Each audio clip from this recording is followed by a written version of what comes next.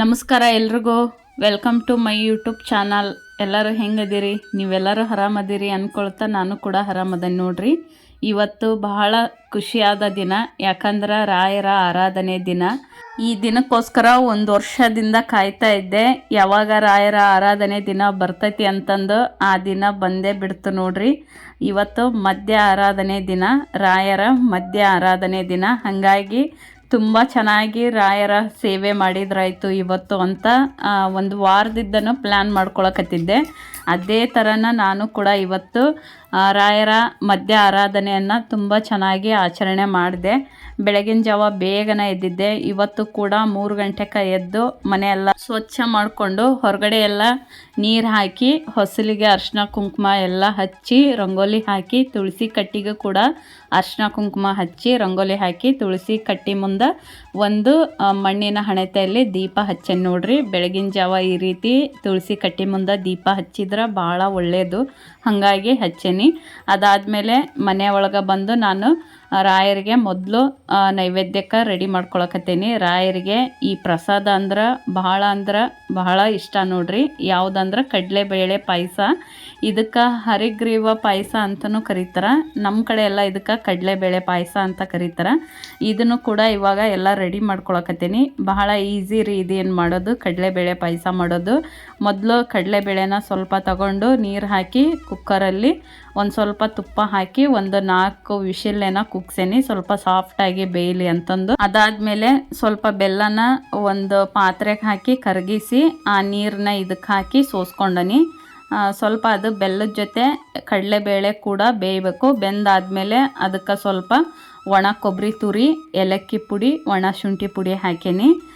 ನಂತರ ಇದಕ್ಕೆ ಸ್ವಲ್ಪ 1-2 ಸ್ಪೂನಷ್ಟು ತುಪ್ಪ ಹಾಕಿ ಗೋಡಂಬಿ ದ್ರಾಕ್ಷಿ ಕರಿದು ಈ ಪಾಯಸಕ್ಕೆ ಹಾಕಿ ಮಿಕ್ಸ್ ಮಾಡ್ಕೊಂಬಿಟ್ರೆ ಕಡಲೆಬೇಳೆ ಪಾಯಸ ರೆಡಿ ಆಗ್ತೈತೆ ನೋಡ್ರಿ. ರಾಯರ ಆರಾಧನೆ ಮಧ್ಯ ಆರಾಧನೆ ಐತಲ್ರಿ, ರಾಯರಿಗೆ ಇಷ್ಟವಾದ ಕಡಲೆಬೇಳೆ ಪಾಯಸ ಮಾಡೇನಿ ಇವತ್ತು.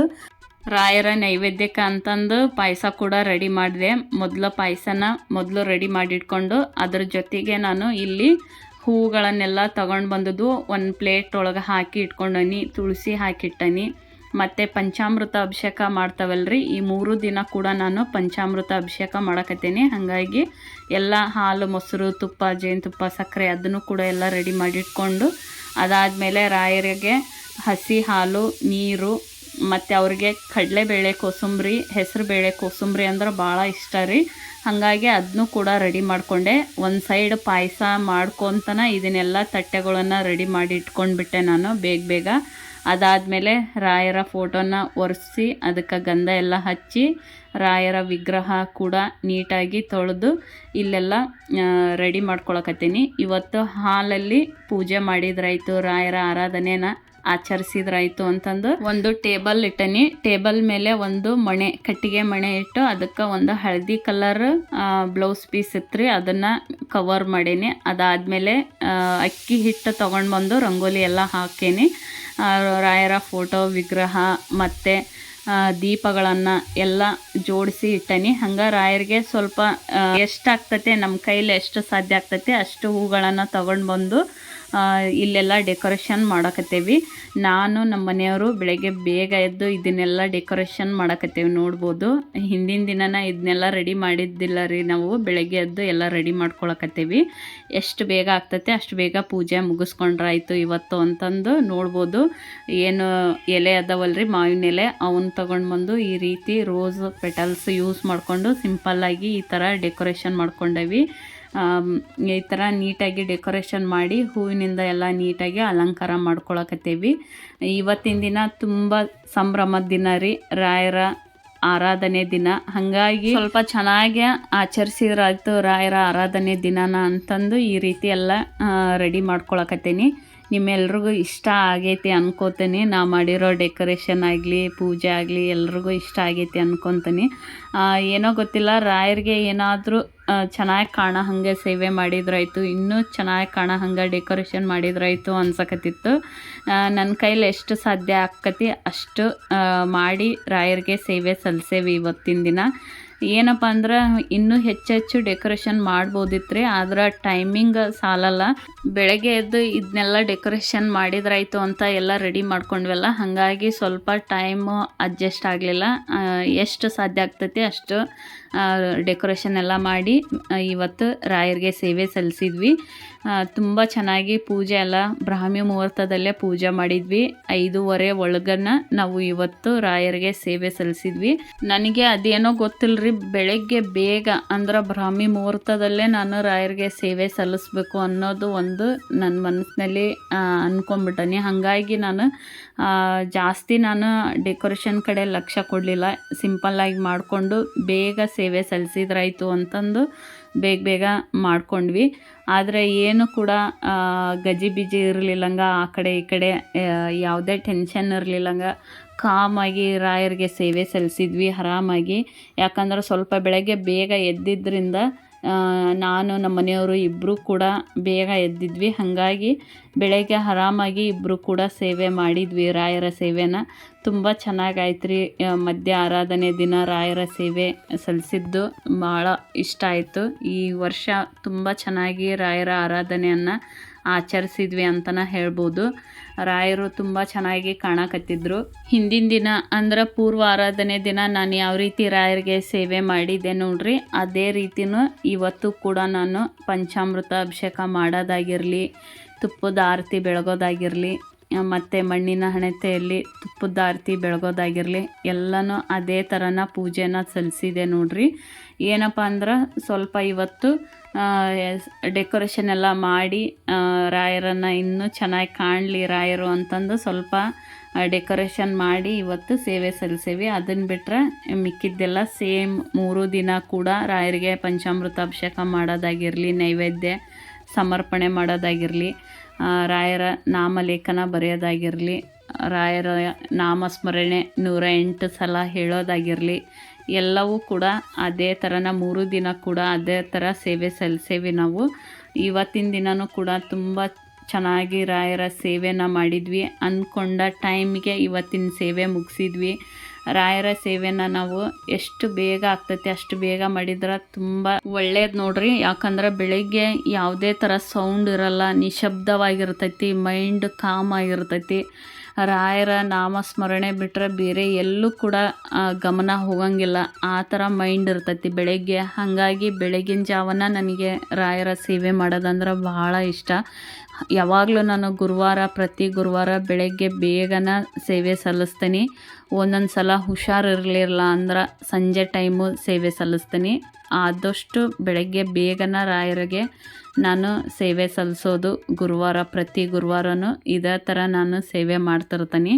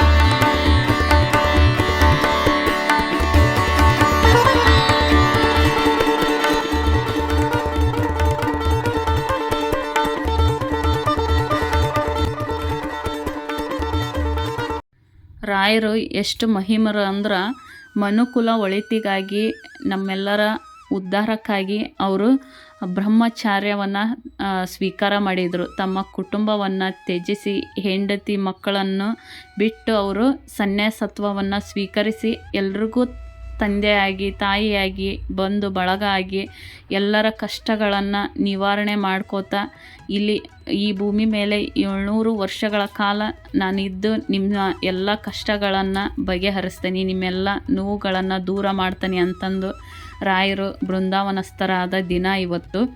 ಹಾಗಾಗಿ ರಾಯರಿಗೆ ನಾವು ಎಷ್ಟು ಸೇವೆ ಮಾಡಿದರೂ ಕಡಿಮೆನ ಅಂತ ಹೇಳ್ತೀನಿ. ಯಾಕಂದ್ರೆ ಅವರು ಮಾಡಿರೋ ತ್ಯಾಗದ ಮುಂದೆ ನಾವು ಮಾಡೋ ಈ ಸೇವೆ ಎಷ್ಟು 1% ಅಲ್ಲ ಅಂತ ಅನ್ಕೊತೀನಿ ನಾನು. ಅಷ್ಟು ಗಟ್ಟಿ ಮನಸ್ಸು ಮಾಡಿಕೊಂಡು ತಮ್ಮ ಕುಟುಂಬವನ್ನೇ ತ್ಯಜಿಸಿ ಅವರು ಜನಗಳ ಉದ್ಧಾರಕ್ಕಾಗಿ ಅವರ ಜೀವನವನ್ನೇ ಮುಡುಪಾಗಿಟ್ಟಿದ್ರು. ಅಂಥವ್ರ ಸೇವೆ ಮಾಡೋ ದಿನ ಇವತ್ತು, ಅವರ ಸ್ಮರಣೆ ಮಾಡೋ ದಿನ.